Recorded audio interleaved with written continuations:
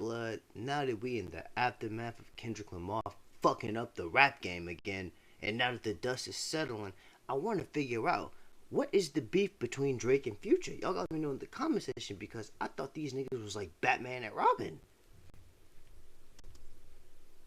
Here's the real reason that Drake and Future are beefing right now, and it's a lot more complicated than people think. In order to Hey, also if you hear any background noise, it's just my girlfriend. She's sleeping in the back right now, so yeah, it is that shit. And yeah, my bad. I really ain't been streaming it. Like I said, yo, I've been trying to look for another fucking job and shit because shit just fucking been crazy, bro. If you can, yo, donate to my fucking Cash App blood. Like I said, yo, still trying to get this fucking 350 from my fucking probation officer. I literally just ducked off on this nigga and he ain't hit me back, but I still owe these niggas. And I know if I don't fucking make a payment, I believe it's by like March 7th, I think it was. I can't remember, but they can issue a warrant for my arrest and they can hold me in contempt in court. So I'm gonna leave my Cash App in the bio for y'all can bless a nigga. My bad, I've just been like super busy and everything, but I'm definitely gonna be more focused and consistent with my streaming. But I'm done chatting. Let's get down to it. fully understand their tense relationship, we gotta go back like 10 years, maybe more. In 2011, Drake hopped on Future's remix of his bubbling song Tony Montana, which was a huge boost for Future at the time, but Future did say that Drake didn't appear in the video, and because Drake wasn't in the video, he actually called it a slap in my face. He sounded a little bit hurt that Drake wasn't able to make it into the video, and he had a lot of other people who wanted to be on the remix. A little bit tense at the time, but nothing crazy. Of course they dropped songs like Love Me, but here's another clip where Future seemed to have a little bit of animosity towards Drake. Future actually inspired Drake's Started From the Bottom hook, allegedly, according to Future. He said that the tour in the studio, and Future said, started it from the bottom, a song, Chosen One. He never ended up saying that on the actual song, and Drake was waiting for him to say it on the hook. But he loved that saying so much that he actually used it on his song, which is one of his biggest songs ever. Drake ended up sending Future a bottle for it. He's been known to do that. Shout out to Charlemagne. But Future said, and I quote, "I don't want a bottle, I need publishing. Drake, that's the homie." But it seemed like he was a little bit bitter about that. Understandably, and this had happened to him multiple times, if you look at what happened with his Beyonce and Jay-Z reference, he might not have received publishing on that either. Now here's where it gets really interesting. Drake actually dissed Kendrick on a song with Future 10 years ago, a little over 10 years ago, which is crazy. This is where Drake said, "I hear you talk about your city like you run that, and I brought my tour to your city, you my son there." With Future. Interesting, remember that. He even referenced starting a group with Future on a song in 2014, which would come to fruition, of course, with What a Time to Be Alive, where the two went back to back on songs and really aligning their two brands together, which was a huge push for Future, but was also a huge push for Drake to get into a different audience's world. Now, in 2015, Future says that him and Drake never actually had beef. He said, "We resolved the issues, we way past that.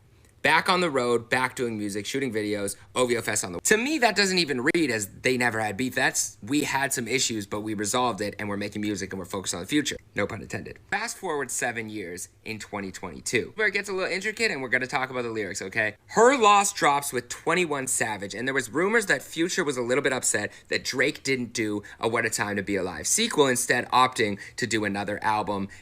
Yeah, y'all can let me know about that in the comment section because I heard something about that. I heard that like Future was mad that Drake had did the Her Loss album with 21 Savage. He was mad that Drake was doing another joint album with a different Atlanta artist that wasn't him.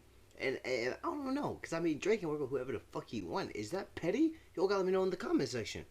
That's joint with a different artist, 21 Savage. All things in beef always stem back to one thing, and it's usually a woman. And this case is allegedly no different.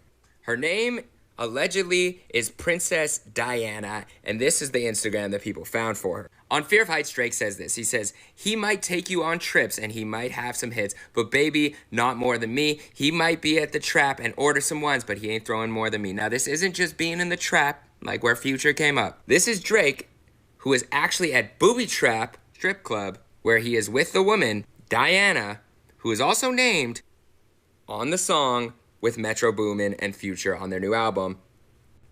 You see it right there, plain and clear. So allegedly Drake and Future were messing around with the same woman. That's not unheard of in the rap world. A lot of these girls mess with the same rappers. But here's where it gets crazy. And remember, Drake does say the lyrics begin to reveal themselves over time periods. This is 2 years later, and we're still diving into these lyrics, okay? So some of these lines people think are towards Metro, some of them think they're towards Future, but either way, they're kind of interconnected. Somebody was pillow talking about Drake, okay, and saying how much they didn't like Drake to a woman that he was also messing with. On More M's, he says, "They ain't got love for the boy, so they fake it, crack a couple jokes to some bees on some snake." He also says, what happened to that dude claiming OVO? We traded him. Okay, now could he have traded him in for 21 Savage for doing an album? Clearly he was referring to Future.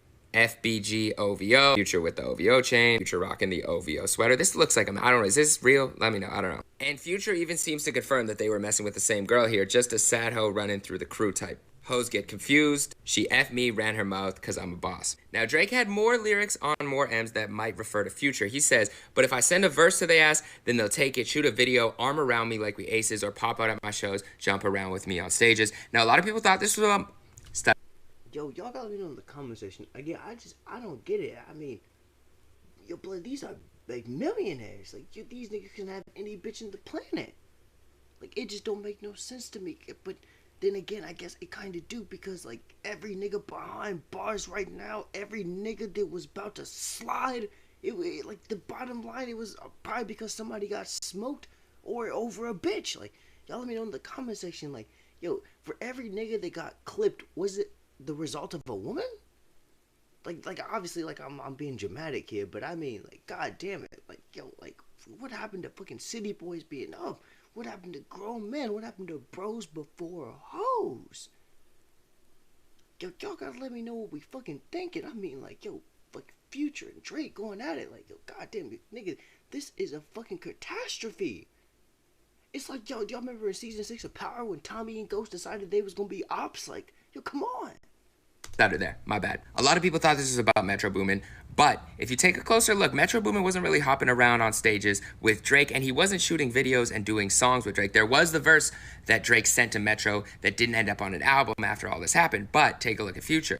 We had Wait For You, of course, which was a big song, and Joe Budden had a lot to say about the song. He said, if this was such a big song, why didn't they treat it like it was as big of a hit as it was? They weren't running around doing promo together. They weren't performing it together. The song doesn't really even get played at shows anymore if you think about it. He also gave Future another verse on that project, I'm On One, which is one of my least favorite Drake verses. I'm just going to say it. And they were clearly on stages together, popping out. Now, on that verse, he also says, probably why these hoes love to shower me with praises, might have effed a rapper girl, but you ain't effed Drake yet. Basically insinuating that he's the top prize, and if you're just messing around with Future, there's still another level being Drake. Take that as you will. But then there's this song, What Would Pluto Do? And a lot of people thought it was shouting out Future, and it was just kind of a reference to his friendship with Future. But when you look deeper, now it's more making sense as the fact that Drake was probably messing around with the same woman as Future, and he's basically saying, what would Pluto do? He'd F the hoe, so I did it too. Basically saying he effed the same girl as Future, and he's kind of throwing it in his face and flaunting it right now. It's kind of sad to see because these two made a great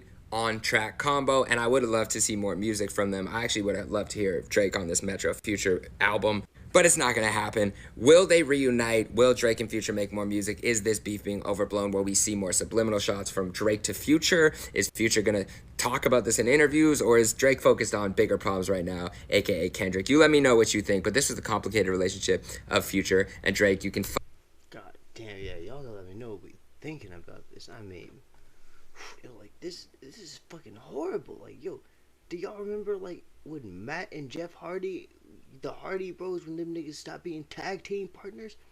Y'all remember when, like, Matt Hardy burnt Jeff Hardy's house down? I think blood killed his dog.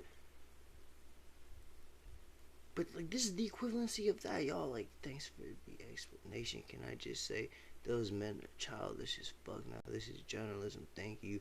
I needed this explanation badly. Dude forgot when Drake kicked Future off the 2013 tour. Oh, I forgot about that shit. God damn it, one sec.